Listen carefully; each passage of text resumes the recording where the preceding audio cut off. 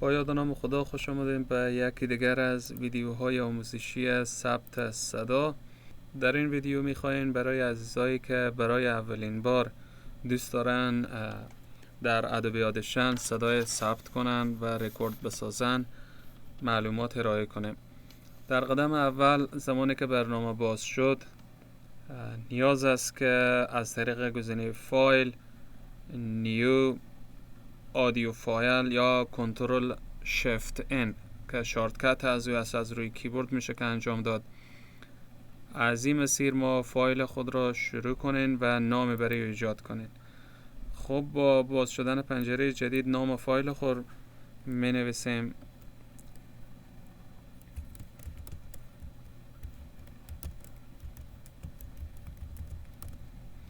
و سامپل ریت از او 44 100 درست به حالت پیش‌فرض و بیشتر مواقع برای فایل های سنگین تر که صدا و تصویر هم با اونا هست 48000 رو انتخاب میکنن. حالت چینل از او مونو هست، میشه استریو هم انتخاب کنیم ولی مونو مناسبه. و این علامت ستاره در کنار اسمی که ایجاد کردیم نشان دهنده این است که این فایل صوتی هنوز ذخیره نشده. خب گاهی موقع نیاز است که ما قبل از اینکه فایل خود را شروع به ثبت کنین و رکورد بسازیم نیاز است که فایل خود را ذخیره کنیم و برای ذخیره کردن فایل نیاز است که بازم وارد گزینه فایل شویم و از قسمت سیو فایل خود را سیو بسازیم و میتونین از گزینه شارتکت از روی کیبورد کنترل اس همچنان همین کار را انجام میده. اسم فایل ما همونی که بود تغییر نمیده. موقعیتی روی دسکتاپ میشه که از گزینه براوز هر جایی که دوست داشتیم فایل خود ذخیره بسازیم. فرمتی و به حالت ویف است، میتونیم اگر mp3 خواستیم mp3 هم به حالت mp3 ذخیره کنیم. دیگه گزینه ها به حالت پیش‌فرض است، تغییر نمیده و اوکی.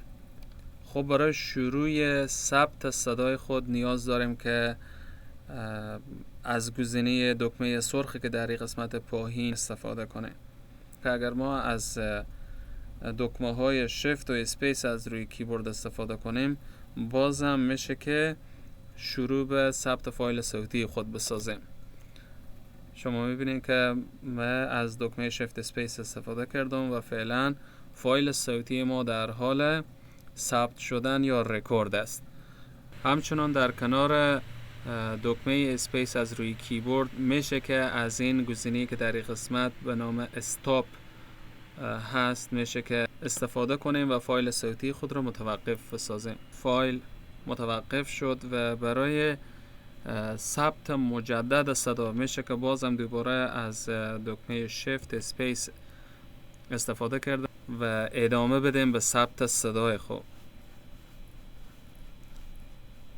و بازم اگر خواستیم متوقف بسازیم اسپیس، اگر خواستیم پس دوباره ادامه به ثبت صدا بدیم بازم میشه که از گزینه شیفت اسپیس از روی کیبورد شروع کنیم به ثبت مجدد صدا.